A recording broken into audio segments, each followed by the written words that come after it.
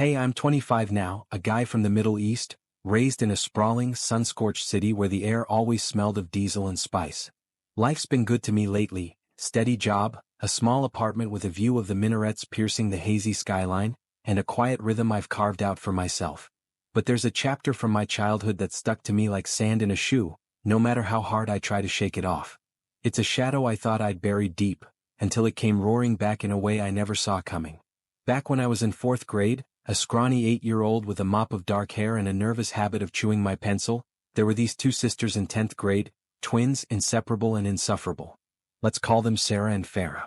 They weren't just loud or annoying, they were a storm wrapped in school uniforms, khaki skirts and pressed white blouses that somehow looked menacing on them.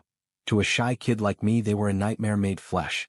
The school was a crumbling concrete block on the edge of the city, surrounded by dusty streets where stray cats prowled and vendors hawked sticky dates.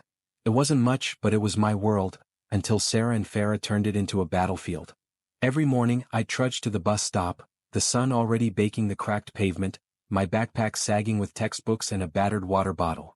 The bus was an old yellow beast, its paint peeling like sunburned skin, rattling through the narrow streets to pick up kids from every corner of the neighborhood.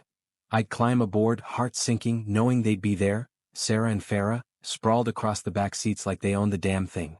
They'd argue with the driver, a grizzled man named Mr. Hassan with a permanent scowl, over the pettiest nonsense.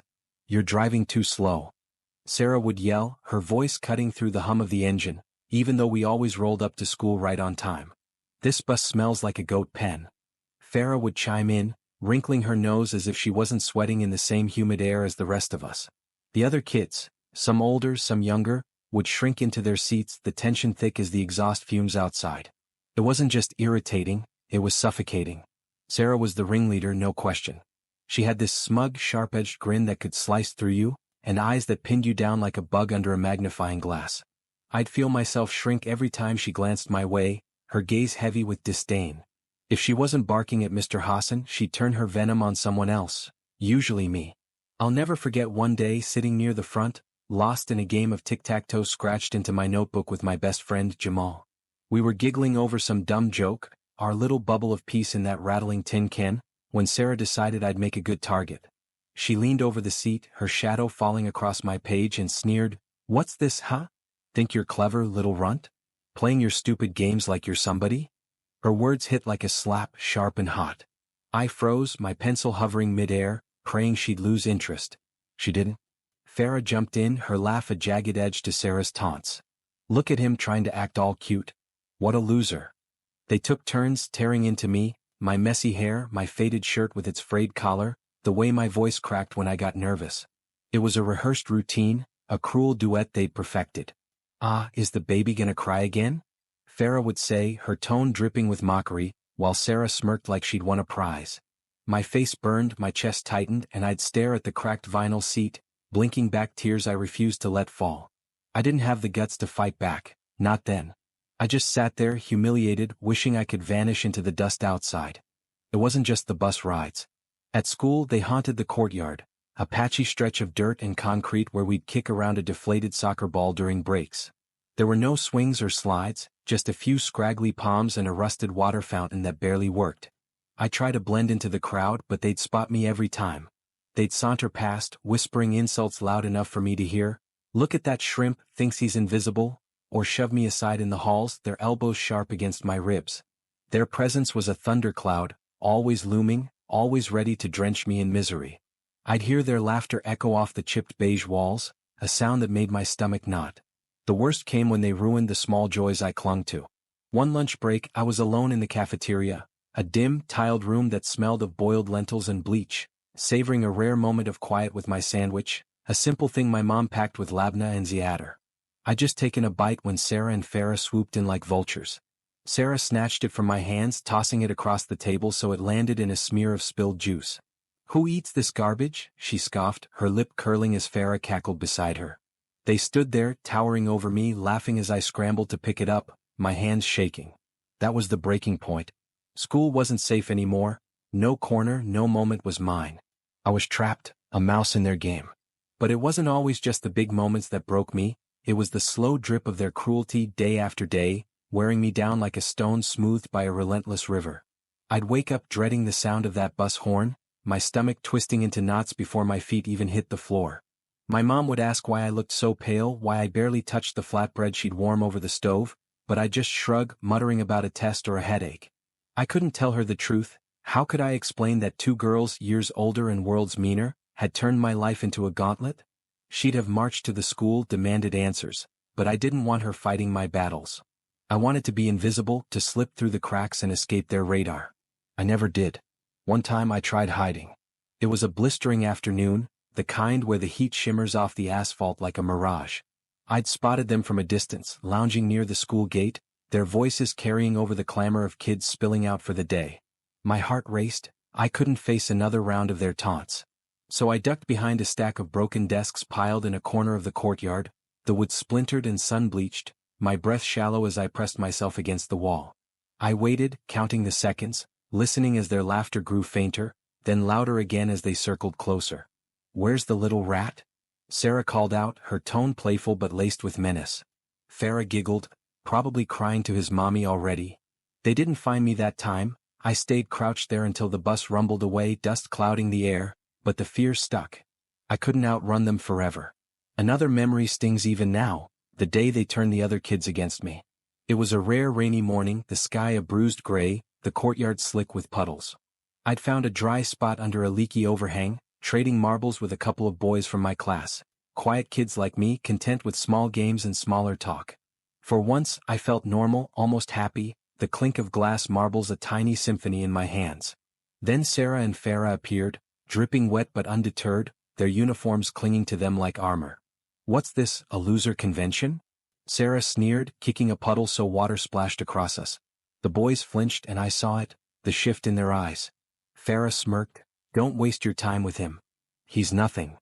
One by one they drifted away, leaving me alone with my soggy marbles, the sting of betrayal sharper than the rain. Then, a miracle, my parents decided to switch me to a new school. They'd been saving up, tired of the overcrowded classrooms and the constant complaints I tried to hide. The day I left, I was a mess of nerves and relief, clutching my backpack as we drove across town. The new school was smaller, cleaner, with whitewashed walls and a courtyard shaded by olive trees. Walking in that first day felt like stepping into a different world. My stomach churned, new faces, new rules, but then it hit me, no one knew me here. Not the kid who got picked on in the bus, not the quiet boy too scared to speak. And nobody cared about my past. For the first time in years I could breathe. The kids at the new school were different, warm, curious, not out to crush you for fun. I made friends fast. Ahmed, who shared his comic books, and Omar, who'd race me across the yard just to see who'd trip first. They didn't judge my chipped front tooth or the way I stuttered when excited. They liked me for me. It was freedom, raw and real, and I soaked it in like rain after a drought. I started smiling again, laughing without looking over my shoulder. My grades climbed, my voice steadied, and bit by bit, I rebuilt myself. The old school, the bus, Sarah and Farah, they faded into a hazy nightmare I could finally wake up from. Fast forward to now. Life moved on. I graduated high school, studied engineering at a local university, landed a job fixing generators in dusty warehouses, and even got married last year to a woman with a laugh that lights up rooms. Sarah and Farah faded into a bad memory, a ghost story from a kid I used to be. I never thought they'd cross my path again. They were supposed to stay buried. Fate had other plans. It was a sticky Saturday afternoon, the kind where the heat clings to your skin like a second shirt. I was at the supermarket, a cavernous place with flickering fluorescent lights and shelves stacked with imported cereals and dented cans of chickpeas, pushing a cart down the aisle, half lost in thought. I was reaching for a bag of rice when a voice sliced through the hum of shoppers behind me. "Well, well, well. Look who it is. The little bus crybaby." My heart stopped. I knew that voice, sharp, smug, a blade wrapped in silk. I turned slowly, dread pooling in my gut. There they were, Sarah and Farah, in their early 30s now, standing side by side like they'd never left that damn bus. Time had changed them. Sarah's once sleek hair was frizzy, her face lined with exhaustion. Farah's frame had softened, her posture slouched under an invisible weight. But their aura? That hadn't budged. Same cocky smirks, same glint of malice in their eyes, like they'd been waiting all these years to pounce. Sarah gave me a once-over, her gaze lingering with a mix of amusement and something darker, envy maybe. "Wow, check you out. All grown up. Who'd have guessed?" I took a deep breath, forcing a tight smile. "Good to see you too." Farah's eyes narrowed, her lips curling into a sneer. Oh, I remember you. Always sniveling in the back of the bus. Pathetic. This time I didn't flinch. Something snapped loose inside me, a coil of anger I'd carried too long. I fired back, voice steady. Yeah, I remember you too. Always picking on someone to feel big because your own life was a wreck. Their jaws dropped, shock rippling across their faces. They hadn't expected that, not from me. Sarah opened her mouth, but I wasn't done. And let me guess, things didn't pan out for you, huh? Stuck in the past, bitter as hell, turning into a couple of washed-up hags. Farah stammered, eyes wide, grasping for a comeback. Sarah's smirk faltered, her cheeks flushing. I pressed on, the words spilling out like water from a busted pipe. Oh, and Sarah, that outfit, did you raid your grandma's closet? Not for style but to hide the extra pounds. You're rocking the 3-liter soda bottle look now. And Farah, sweetheart, maybe lay off hauling all that baggage, your spine's been crooked since high school. Try wearing something that actually fits for once. Their expressions were pure gold, shock, fury, a flicker of shame. It fueled me. I tossed my hair back, a habit I'd picked up from my wife, and delivered the final blow. Now, if you'll excuse me, I've got better things to do than entertain two has-been queens still living in 10th grade. Catch you never. I spun on my heel and strode off, the cart's wheels squeaking triumphantly. As I hit the parking lot, a weight I didn't know I'd been lugging lifted off my chest. I hadn't just faced them, I'd owned them. That scared kid from the bus? He was gone, replaced by a man who'd learned to stand tall. But the victory didn't settle as cleanly as I'd hoped. Driving home, the adrenaline faded, replaced by a gnawing unease. Why were they there in my supermarket after all these years? Was it chance or had they tracked me down? My mind churned, replaying their stunned faces, the venom in their eyes. I'd humiliated them, publicly, mercilessly, and a small, quiet part of me wondered if I'd poked a hornet's nest. They weren't the type to let things slide. I pushed the thought away, cranked the radio, and focused on the road, the city lights smearing past like streaks of paint. A week later, I got a call from Jamal, my old tic-tac-toe buddy, now a mechanic with a shop across town. He sounded rattled. Man, you won't believe this. Sarah and Farah came by yesterday asking about you, where you work, where you live. Said they owed you one. I told them to get lost, but they looked unhinged. My stomach twisted. I thanked him, hung up, and stared out my apartment window at the city lights flickering against the dusk. They weren't done with me, not yet. That night, I found a crumpled note slipped under my door. You'll regret crossing us. No signature, but I knew. The next morning, I sat at my kitchen table, coffee gone cold, turning the note over in my hands. My wife, Laila, noticed the tension in my shoulders. What's wrong? She asked, her voice soft but firm, the kind that pulls you back from the edge. I told her everything, the bus, the supermarket, the note. Her brow furrowed, but she didn't panic. They're just bullies who never grew up, she said, squeezing my hand. You're not alone this time. We'll handle it. She was right, I wasn't that kid anymore. I'd built a life, a family, a spine. If Sarah and Farah wanted a fight, they'd get one.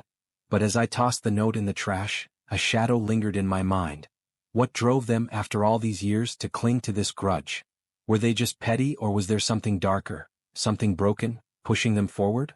Days passed, tense but quiet. I kept an eye on the street below, half expecting to see them lurking in the shadows.